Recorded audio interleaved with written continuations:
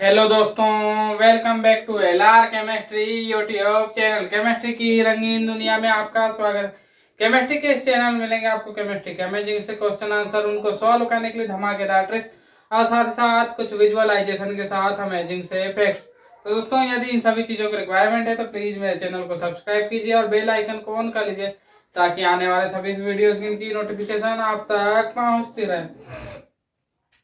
तो दोस्तों, जैसे कि आप जानते हैं कि मैंने चैप्टर नंबर 6 स्टार्ट किया हुआ है, जिसमें सिस्टम, सराउंडिंग और internal energy, loss of thermodynamics, इन सभी चीजों की चर्चा करते हुए हम जो है एंथैल्पी तक पहुंचे थे। और एंथैल्पी में हमने एंथैल्पी पर टाइप्स ऑफ एंथैल्पी हमारी बातें चल रही थी, और आज हम कोशिश करेंगे कि टाइप्स ऑफ एंथैल्पी आज आपकी समाप्त हो जाए। एंथैल्पी के सभी प्रकार, तो इन पर आधारित हमने, यानी इसके 4 प्रकार जो थे हमारे, 4 प्रकार जो कि कुछ इस प्रकार थे।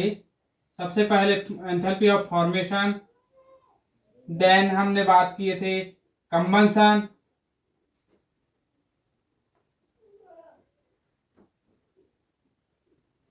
और उसके बाद फिर बारी आई थी आपके न्यूट्रलाइजेशन।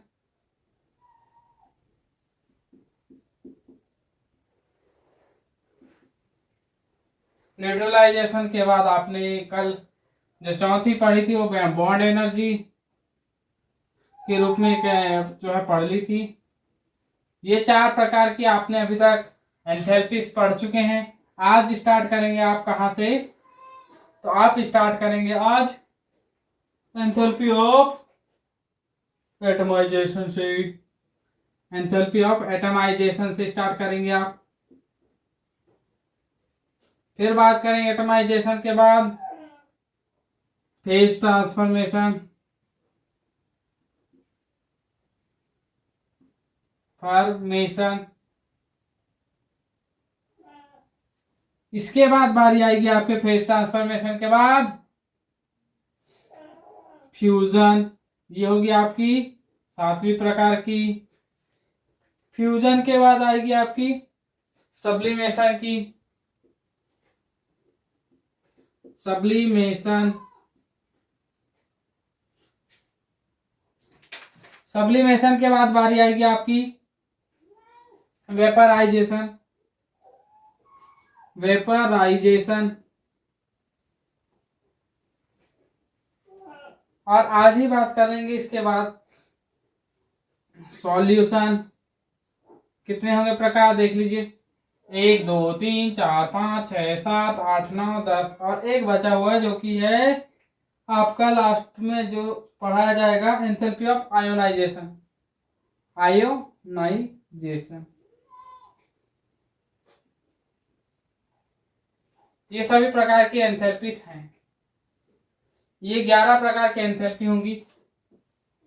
3 4 यहाँ तक आपने पढ़ चुका है। यहाँ आज से स्टार्ट करेंगे एटमाइजेशन से, फिर फेज ट्रांसफॉर्मेशन, फिर फ्यूजन, फिर सब्लिमेशन, वेपराइजेशन, आयोनाइजेशन 10वें नंबर पे होगा, और 11वें नंबर पे सॉल्यूशन। इन सभी चीजों के एंथैल्पी परिवर्तन की बात करेंगे आप। तो यहाँ पर जो सबसे बेसिक रिक्वायरमेंट होती है, एंथैल्पी क्या है आपकी? एक प्रकार से हीट है। क्या है आपकी? हीट है, जिसको हिंदी में क्या कहते हैं आप? ऊष्मा। एक प्रकार की ऊष्मा है। वही ऊष्मा जो है ना, आप जो है इसे कांस्टेंट प्रेशर की ऊष्मा है। ये कांस्टेंट प्रेशर। बार बार आपको इस सारी चीजें क्यों बता रहा हूं? तो ताकि आपके दिमाग पर बैठ जाए। कांस्टेंट प्रेशर मतलब कि स्थिर दाब की है, स्थिर दाब की। देन बारी आती है स्थिर दाब की, तो है साथ ही साथ जो ये है, इसकी जो इकाई होती है वो क्या होती है? इकाई किलो जूल पर मोल। ये होती है इसकी इकाई। जी हाँ। इसका मतलब यहां से अब आप एक चीज और ध्यान रख लीजिए कि हम हमेशा 1 मोल की ही बात करेंगे। मतलब किसी भी तरीके का जो आपका रचक कण होगा, रचक कण, जिसको आप रचक कण इंग्लिश में बोलेंगे तो particle, fundamental particle. Fp fundamental particle, ये जो है ना आपका 1 मोल ही होगा, 1 मोल। तो ये सभी बातें होती हैं इसमें, जिसमें कि आप जो है किसी भी यहाँ पर इस प्रकार से जो है एंथैल्पी को आप इस प्रकार से ले सकते हैं कि ऐसा ऊष्मा परिवर्तन जो ऐसा स्थिर दाब पर ऐसा ऊष्मा परिवर्तन जो कि किसी प्रकार के तत्व या पदार्थ के 1 मोल रचक कण की ऊष्मा में परिवर्तन कर दे। या फिर इसको सही जगह से एक अपन सुलझे हुए शब्दों में बोले तो कि स्थिर दाब पर किसी पदार्थ के 1 मोल रचक कण के में होने वाले ऊष्मा परिवर्तन को हम क्या कहते हैं? एंथैल्पी। क्या कहते हैं हम? एंथैल्पी। और ये एंथैल्पी कितने प्रकार की होती है? 11 प्रकार की, जो कि मैंने ये यहाँ फॉर्मेशन से लेकर के सॉल्यूशन तक बता दिया है। तो ये रही, और हमने जो है इतने 4 प्रकार के एंथैल्पी के बारे में जानकारी ले ली है। इन पर आधारित हमने जो है न्यूमेरिकल भी कर लिए हैं, जिसमें जो है यहाँ पर ध्यान देने योग्य बातें जो है ना फॉर्मेशन और कंबंशन, ये तो जो है ना आपको डायरेक्ट जो है ना एंथैल्पी को परिवर्तन या फिर अभिक्रिया एंथैल्पी से ही इनको रिलेट करके आप पता कर सकते हैं। लेकिन जैसे आप न्यूट्रलाइजेशन पे आएंगे तो उदासीनीकरण ये कहाँ में देखने को मिलती है? एसिड बेस रिएक्शन में देखने को मिलती है। कहाँ देखने को मिलती है? एसिड बेस रिएक्शन में। ये ध्यान रखिए, जब एसिड बेस रिएक्शन की बात होती है तो हम इक्विवेलेंट वेट की बात करते हैं, ये भी ध्यान रखेंगे, इक्विवेलेंट वेट की बात करते हैं। तो यहाँ इसके बाद आप बात करेंगे इक्विवेलेंट वेट की बात करेंगे, तो ये तो हो गई इसकी बात। अब आते हैं बॉन्ड एनर्जी। बॉन्ड एनर्जी अपने आप में विशेष क्यों है? क्योंकि जो बाकी एनर्जीज में आप क्या निकालते हैं आप? आइए थोड़ा सा हम कुछ जगह इसकी जो है ना खाली कर देते हैं।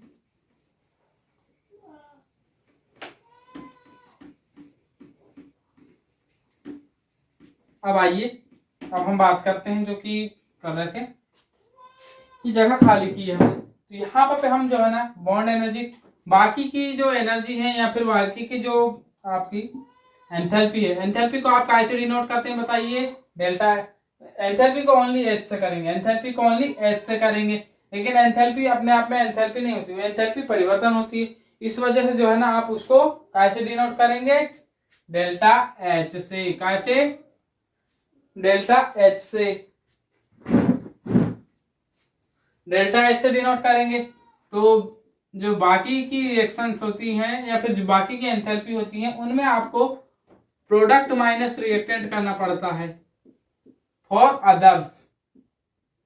लेकिन जब आप जो है बॉन्ड एनर्जी की बात करेंगे तो बॉन्ड एनर्जी में डेल्टा एच ऑफ रिएक्शन बराबर रिएक्टेंट के यार delta H of reactant minus delta H of product. Sorry, हाँ जी हाँ, यही सही है आपका। ये किसके लिए सही है अपने आप में बताइए? ये बॉन्ड एनर्जी के लिए सही है, ये बॉन्ड एनर्जी के लिए। इसको दूसरे तरीके से इस तरीके से भी लिख सकते हैं आप, डेल्टा एच ऑफ रिएक्शन बराबर bond energy of reactant minus bond energy of product. अब यहाँ पर अब आपको और एक चीज बता दिया जाए, ये तो रही बात आपकी रिएक्शन एनर्जी के बारे में या फिर रिएक्शन एंथैल्पी के बारे में। अब रिएक्शन एंथैल्पी यहाँ से और आपको एक और चीज बताई जाए कि मैं आपको पूरा सार बताने की कोशिश कर रहा हूँ। ऐसे मान लीजिए आपने पिछले वीडियोस में देखा और अगर गलती से कुछ मुझसे गलती हो गई रही होंगी या फिर समझाने में कुछ गड़बड़ हो रहा होगा तो उसके लिए आइए।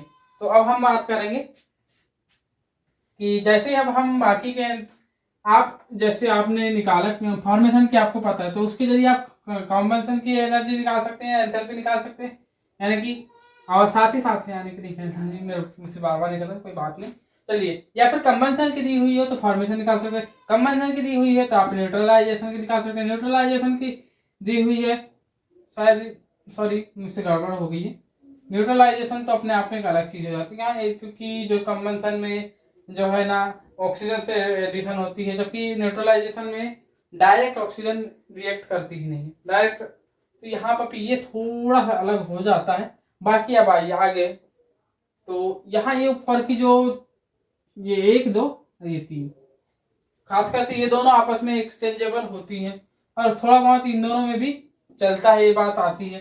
फिर उसके बाद आते हैं हम एटमाइजेशन से, बातें अलग हो जाती हैं। एटमाइजेशन को आप थोड़ा सा रिलेट कर सकते हैं आप एटमाइजेशन को बॉन्ड एनर्जी से, इसलिए इसके बाद पढ़ाया जाता है एटमाइजेशन एनर्जी को, या फिर एंथैल्पी ऑफ एटमाइजेशन के बारे में।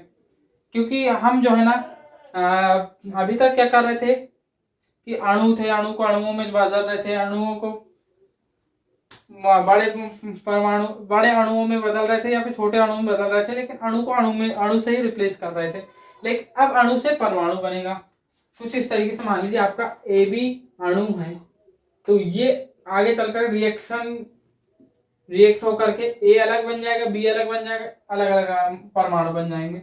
यानी कि ये मॉलिक्यूल है मान लीजिए एक प्रकार का, ये मॉलिक्यूल दो अलग अलग एटम्स में टूट जाएगा। तो या फिर आपका A2 है, तो ये जो है ना 2A में बदल जाएगा, कुछ इस तरीके से। तो ये जो है ना, ये बात कहाँ संभव होती है, ये एक ही स्टेट में, स्टेट ऑफ मैटर आपने पढ़े हुए हैं, तो आपने स्टेट ऑफ मैटर पढ़े हुए हैं, तो वहां पर पे आप जो है ना इसे केवल और केवल गैसियस स्टेट में ही आप ये चीजें संभव होती हैं। तो जो है ये आपके enthalpy of atomisation, enthalpy of atomisation आपकी सिर्फ और सिर्फ गैसियस स्टेट में ही देखने को मिलती है।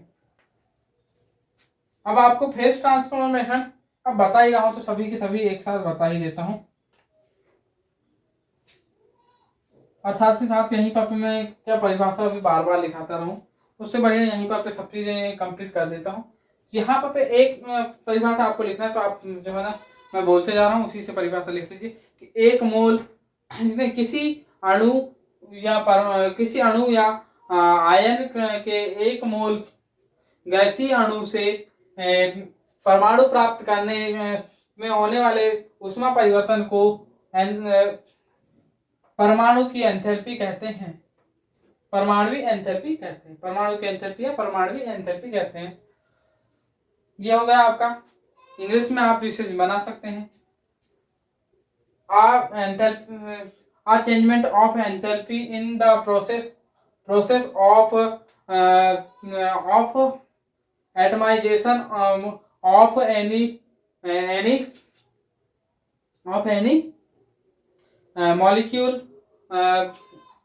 molecule is called enthalpy of atomization, only case of one mole।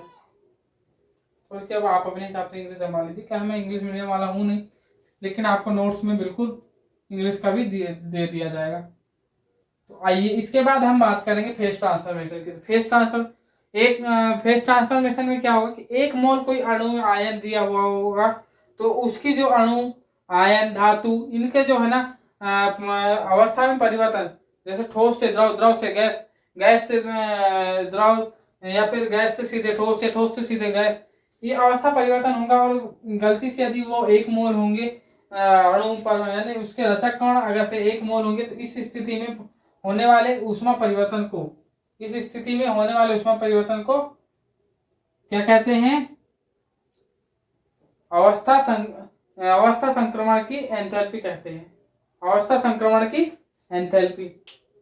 तो अवस्था संक्रमण की एंथैल्पी यहां से आप समझ चुके होंगे, और नहीं समझे होंगे तो अवस्था संक्रमण आप खुद ही समझिए ना, अवस्था संक्रमण को सिर्फ नाम से समझ जाइए।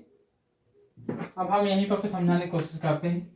जैसे कि हम बात कर रहे थे फेज ट्रांसफॉर्मेशन की, तो फेज ट्रांसफॉर्मेशन में आइए अब हम बात करते हैं कि फेज ट्रांसफॉर्मेशन होता क्या है। तो ये रहा फेज ट्रांसफॉर्मेशन की बात। तो फेज ट्रांसफॉर्मेशन में आप खुद ही सोचिए, फेज ट्रांसफॉर्मेशन यानी कि इसकी हिंदी में कहते हैं हम अवस्था संक्रमण, अवस्था संक्रमण। अब जो है ट्रांसफॉर्मेशन का एक मतलब संक्रमण हुआ, दूसरा अर्थ निकालेंगे आप तो अवस्था परिवर्तन। अब तो आपको लिए सिंपल हो गया, अवस्था परिवर्तन बोलते से ही हुआ क्या नहीं, सिंपल हो गया, सिंपल। तो सिंपल हो गया, तो अब बताइए कुल मिलाकर के एक मोल अगर से आपका रचक कण है, तो उनकी अवस्था परिवर्तन में होने वाले रचक कण, एक मोल रचक कण है जिनकी जो है ना आपने अवस्था परिवर्तन कराए, और इस स्थिति में जो उसकी क्या कहना चाहिए हमें, अपनी इनके अवस्था परिवर्तन से ऊष्मा में होने वाले परिवर्तन को, अवस्था परिवर्तन से एक मोल रचक कण के अवस्था परिवर्तन से होने वाले ऊष्मा परिवर्तन को हम क्या कहते हैं, ऊष्मा में परिवर्तन को अवस्था संक्रमण की एंथैल्पी कहते हैं। क्या कहते हैं? अवस्था संक्रमण की एंथैल्पी कहते हैं। बिल्कुल छोटे छोटे जो है ना, आप पूरी परिभाषा को इकट्ठे ध्यान नहीं रखेंगे, लेकिन जो है ना छोटे छोटे दो शब्दों में तोड़ तोड़ करके याद करेंगे तो सारी ही एंथैल्पी की परिभाषाएं आपको याद हो जाएंगी। ऐसे तो कोई ज्यादा बड़ी बात है नहीं है। आपको एक मूल तो हमेशा ही ध्यान रहा, एक मूल रचक कण तो हमेशा ही ध्यान रहेगा, ऊष्मा में परिवर्तन तो हमेशा ध्यान रहेगा, अवस्था संक्रमण तो आपको खुद यहाँ पर दिया हुआ है कि अवस्था संक्रमण की एंथैल्पी, बस और है ही क्या। और समझने के लिए ये परिभाषा याद करने के लिए ये हो गया, और ये तो रटाने वाली बात हो गई मेरी। और जो है ना अगर समझने वाली बात कह दें हम, समझने के लिए कुछ नहीं है कि आप खुद ही बताइए कि अवस्था परिवर्तन मतलब ठोस से द्रव या द्रव से गैस, इसमें ऐसा अवस्था परिवर्तन होता है। ये किसी पदार्थ की अवस्था ये होती है ठोस द्रव गैस, तो ठोस से द्रव, द्रव से गैस, ये गैस से द्रव, या फिर द्रव से ठोस, या फिर कह दें आप आपका सीधे ठोस से गैस या गैस से सीधे ठोस, इतने ही प्रकार की अवस्थाएं परिवर्तित होंगी। तो इन अवस्था परिवर्तन से होने वाले अवस्था परिवर्तन में होने वाली ऊष्मा में होने वाले परिवर्तन को हम कहते हैं अवस्था संक्रमण की एंथैल्पी। अब आप समझ गए होंगे, बिल्कुल समझ गए होंगे। तो आइए अब हम बात करेंगे अगले फ्यूजन की। अब फ्यूजन के लिए मैं कुछ ज्यादा बताने की जरूरत ही नहीं है, मैंने अवस्था संक्रमण बता दिया, वहीं पर आप समझ जाइए। फ्यूजन को हम कहते हैं गलन, और गलन मतलब कि ठोस से द्रव में बदलना, बस। इसके आगे मेरे को नहीं लगता कि ज्यादा कुछ समझाने वाली बात बची है इसमें, सॉरी उल्टा करके, ज्यादा कुछ बची नहीं है। सब्लिमेशन में ठोस से सीधे गैस में बदल जाना, सब्लिमेशन, इसको हिंदी में कहते हैं हम ऊर्ध्वपातन। इसे तो आप 9th से ही पढ़ते आ रहे हैं, यानी कि इनके सिर्फ आपको छोटे जो शब्द हैं उनको ही, उनके बारे में ही जानकारी रहना चाहिए आपको। गलन क्या होता है? तो ठोस से सीधे द्रव में बदलना, ठोस से द्रव में बदलना। वेपराइजेशन, गैस से सीधे सॉरी द्रव से गैस में बदलना। और जो इसके बाद सब्लिमेशन, सब्लिमेशन क्या कहलाता है? तो आपका सॉलिड स्टेट से गैस स्टेट, या फिर ठोस अवस्था से सीधे गैस अवस्था में परिवर्तन कहलाता है आपका सब्लिमेशन। इन सब यदि ऐसे रचक कण एक मोल हो और ऐसा कोई परिवर्तन हो रहा है, और उस समय होने वाले ऊष्मा में परिवर्तन को हम कहते हैं फ्यूजन, सब्लिमेशन, वेपराइजेशन, यानी कि गलन। गलन यानी कि ठोस से द्रव में बदल रहा है तो गलन, द्रव से गैस तो वेपराइजेशन मतलब वाष्पीकरण, वाष्पीकरण। और यदि से आपका द्रव से गैस में सॉरी ठोस से सीधे द्रव में ठोस से द्रव में बदले बिना सीधे गैस में बदल रहा है तो ऊर्ध्वपातन, ऊर्ध्वपातन। ये तो हो गए यहां तक की बात। अब बारी आती है आपकी आयनाइजेशन। यहां तक तो कोई दिक्कत ही नहीं रही होगी, और आपने बिल्कुल समझ भी लिया होगा, और कोई दिक्कत ही नहीं है। अब बारी आती है आपकी आयोनाइजेशन की। तो अभी तक आपने इसे आप एटमाइजेशन से थोड़ा सा रिलेट कर सकते हैं, लेकिन फिर भी उतना ज्यादा नहीं कर पाएंगे, बिल्कुल करने को कर सकते हैं। तो देखिए, आइए मान लीजिए कुछ इस तरीके की एक रिएक्शन दी हुई है ए बी। यहाँ पर आपने कुछ हीटिंग दी, हीट किया, इसको गर्म किया, गर्म करने के बाद ये जो है ना एक ए प्लस में बदल गया, प्लस, और बी माइनस में बदल गया। तो यहाँ पर जब किसी भी इस पर चार्ज आ जाना मतलब वो आयंस में बदल गए। ये क्या हो गया? आयन है, ये दोनों अब आयंस में बदल चुके हैं। तो जब कोई एक मोल रचक किसी पदार्थ के एक मोल अणु से आयन में परिवर्तित होने पर होने वाले ऊष्मा परिवर्तन को हम क्या कहते हैं? आयनीकरण की एंथैल्पी कहते हैं। आइए, यदि ये 1 मोल अणु है, 1 मोल इंग्लिश में लिख रहा हूं तो इसलिए मॉलिक्यूल लिखना पड़ेगा मेरे को, इंग्लिश में लिख रहा हूं इसलिए 1 मोल मॉलिक्यूल। यदि ये 1 मोल था और इसके जब हीटिंग की या फिर उसमें परिवर्तन किया गया तो ये आयंस में टूट गया। आयंस में टूट गया तो इस समय होने वाले आपकी ऊर्जा परिवर्तन या ऊष्मा परिवर्तन को हम कहते हैं क्या? आयोनाइजेशन की एंथैल्पी या फिर आयनीकरण की एंथैल्पी। तो समझ गए होंगे, बिल्कुल आप समझ गए होंगे।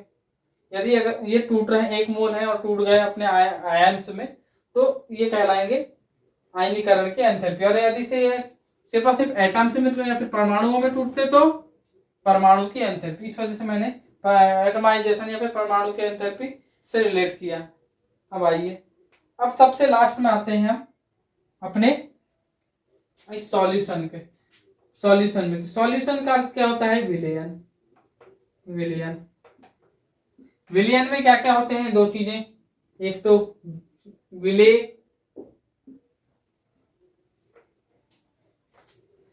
और विलायक।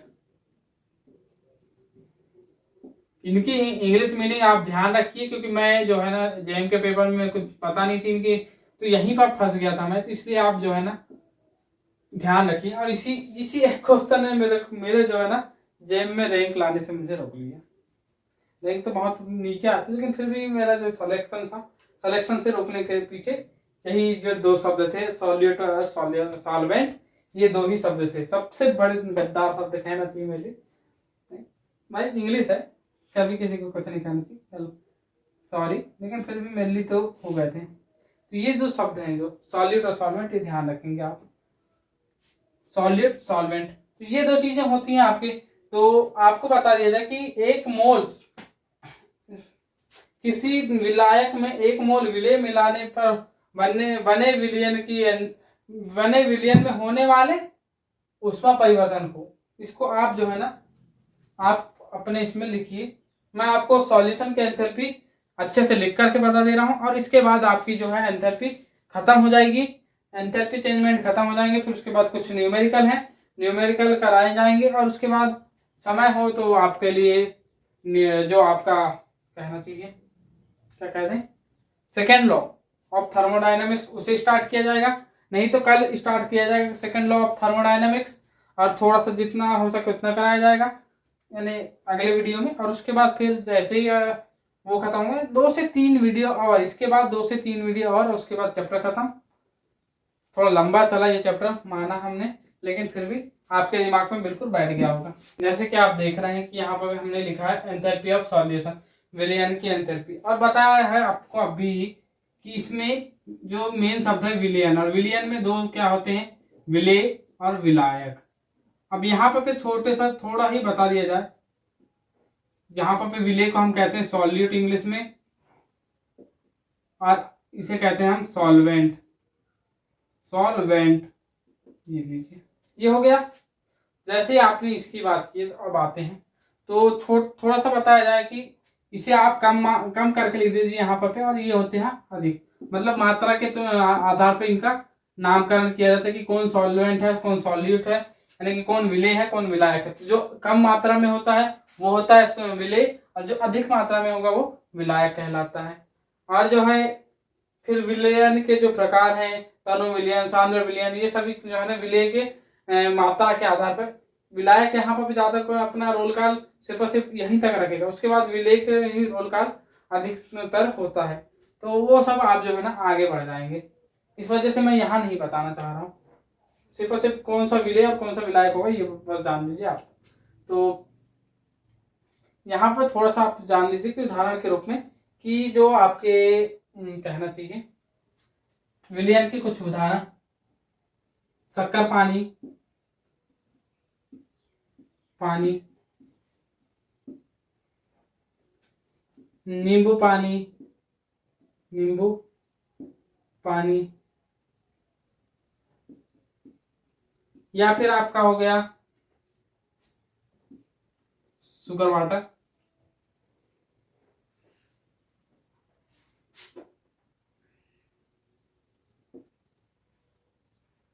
लेमन वाटर, जिसे कि आप क्या कहते हैं शरबत, शरबत को इंग्लिश, इसको दूसरे शब्दों में बोलते हैं शरबत।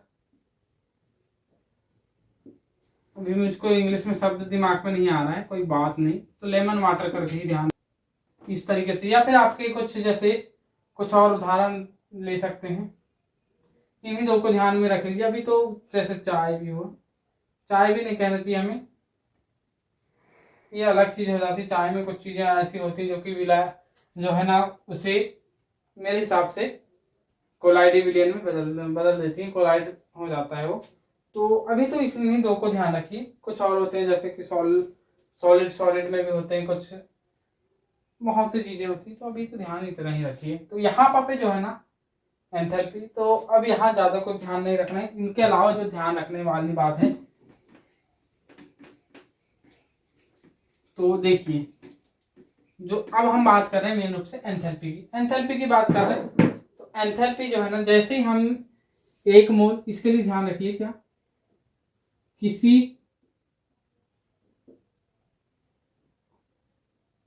किसी विलायक में एक मोल विलेय मिलाने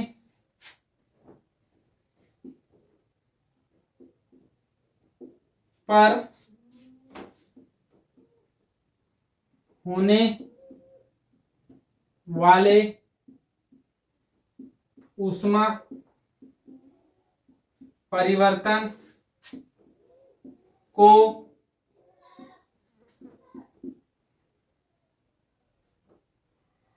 विलयन की एंथैल्पी कहते हैं। सॉरी, यहाँ पर पे थोड़ा सा, यहाँ पर परिभाषा में थोड़ा और एडिशन करेंगे तो ज्यादा बढ़िया दिखेगा। खैर इतना भी लिखेंगे तो भी चलेगा। मिलाने पर बने विलयन में होने वाले ऊष्मा परिवर्तन को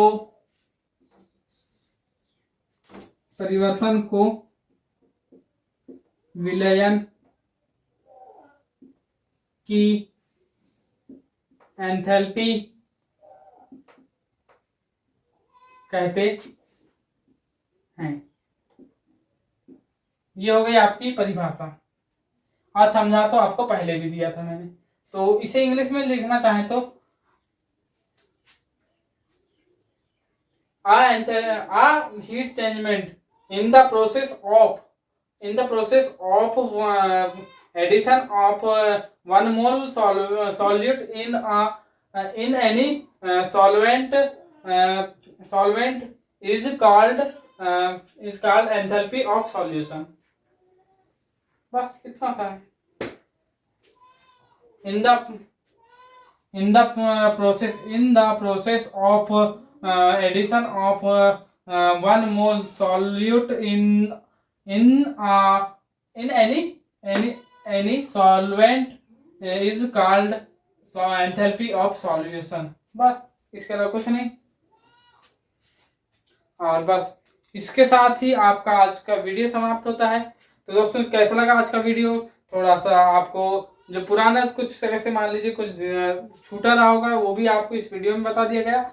और इसी के साथ जो है आपका फर्स्ट लॉ ऑफ थर्मोडायनेमिक्स भी समाप्त होता है। फर्स्ट लॉ ऑफ थर्मोडायनेमिक्स खत्म हो जाएगा।